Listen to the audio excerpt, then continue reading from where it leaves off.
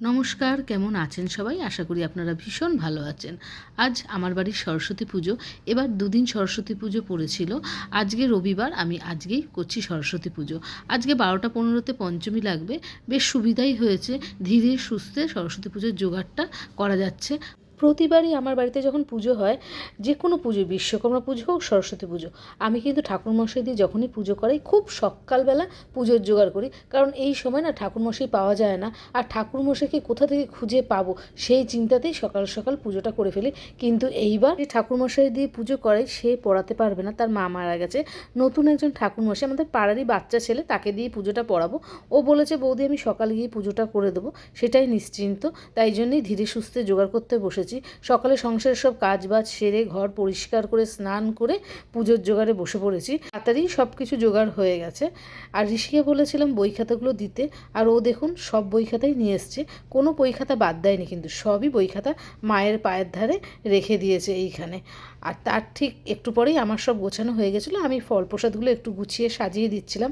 গোছানো আমার কমপ্লিট হয়ে গেছে, এবার ঠাকুরমশাইয়ের অপেক্ষা। আর আমি বলেছিলাম না, আমাদের পাড়ার একটা বাচ্চা ছেলেকে ডেকেছি, এই সেই পুরোহিত যে আমার বাড়িতে পুজো করতে এসছে। ওকে আমি বলেছি এবার পুজোটা করে দিতে, আর ও কিন্তু বেশ নিষ্ঠা নিয়ে আমার পুজোটা করেছে। মুক্তাহারে বীণারঞ্জিত পুস্তক হস্তে ভগবতী ভারতী দেবী নমস্তুতে নবনিত্যার সরস্বতী নম নম বেদ বেদান্ত বিদ্যা স্নাম এ বচ এ চন্দন পুষ্পবিন্দু পত্তাঞ্জলি বিদ্যাদেবী সরস্বতী নম।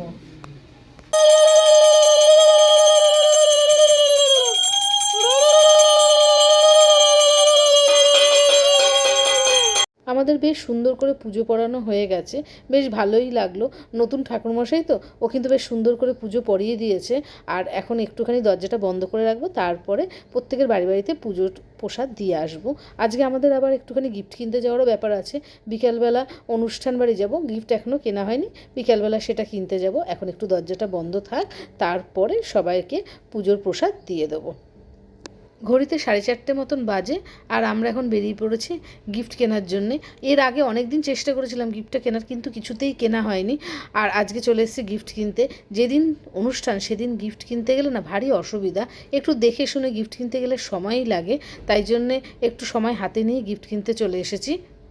আর গিফট কিনতে এসে এই কাচের বোতলগুলো সুব্রতর ভীষণ পছন্দ হয়েছিল, ও নেওয়ার কথা বলছিল, কিন্তু আমি নিইনি। কারণ কি বলতো, ভীষণ ভেঙে যায়। এর আগেও 2-3টে কিনেছিলাম, খুব ভেঙে যায়, তাই আর নিইনি। ওই দোকানের জিনিসপত্র পছন্দ না হতে আমরা অন্যখানে চলে এসেছিলাম গিফট কিনতে। এটাই সমস্যা, জানো তো, একবারে পছন্দ না হলে না বারবার দোকান ঘুরতে গেলে খুব কষ্ট হয়ে যায়।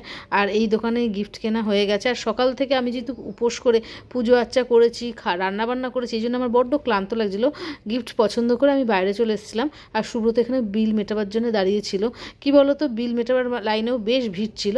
এই যে জিনিস আমাদের নেওয়া হয়ে গেছে, এইবার বাড়ি যাব, তারপরে যাব হচ্ছে হলো অনুষ্ঠান বাড়িতে। ঘড়িতে 8টা মতন বাজে। আমরা ভেবেছিলাম তাড়াতাড়িই যাব, ওনারা বারবার তাড়াতাড়ি ডেকেছিল, কিন্তু কিছুতেই না আর টাইম করে পাচ্ছিলাম না। 8টা 8:30 বেজে গেছিলো আমাদের ওদের বাড়িতে পৌঁছাতে। রেডি তো হয়ে গেছিলাম, কিন্তু লোক আসার কথা ছিল, তাই জন্য একটু অপেক্ষা করছিলাম। আর গেছিলাম হচ্ছে হলো বেশ অনেকটা দেরি করেই এখানে। আর এখানে গিফট টিফট দিয়ে এদিক ওদিক একটু ঘোরাঘুরি করে ঋষি চলে এসেছিলো ফুচকা খেতে। যেখানে ফুচকা সেখানে তো ঋষি যাবেই। আর আমি যে এখানে নিয়ে নিয়েছি হচ্ছে হলো চিকেন সাটে, যেটা না দারুণ লেগেছিলো খেতে। তারপরে এদিক ওদিক একটুখানি গল্প গুজব করে বসে পড়েছিলাম খাবার জন্যে। অনেকটা রাত্রির হয়ে গেছে, আর বড্ড শরীর ক্লান্তও লাগছিলো, ভাবছিলাম কখন বাড়ি আসবো। সকালবেলা পুজোর খাটাখাটনির পর না শরীরটা বড্ড ক্লান্ত হয়ে পড়েছে, কিছুই সেভাবে না ভালো লাগছিল না খেতে। তাও যেতে হয়, না বসলে খারাপ ভাববে, তাই জন্য খাবার নিয়েছিলাম। কিন্তু আমার পাতে দেখো খাবার পড়েই রয়েছে, আমি কিছুই সেভাবে খেতে পাচ্ছিলাম না। প্রত্যেকটা মেনু কিন্তু বেশ ভালো হয়েছে। আগে মেনু কার্ডটা দেখালাম না, তোমরা একটু দেখো কী কী মেনুতে ছিল। অনেক কিছু আইটেম করেছিল, কিন্তু আমার ফেভারিট বিরিয়ানি, আমি সেটাই খেতে পারিনি। সুব্রত আর ঋষি নিয়েছিল, ঋষিও সেভাবে খেতে পারেনি।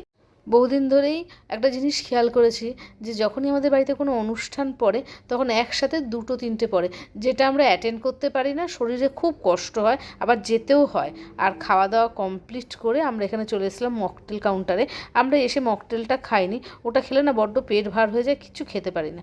আর ঋষি এখানে মকটেলের জন্য দাঁড়িয়ে পড়েছিল, ও ব্লু লেগুন নেবে।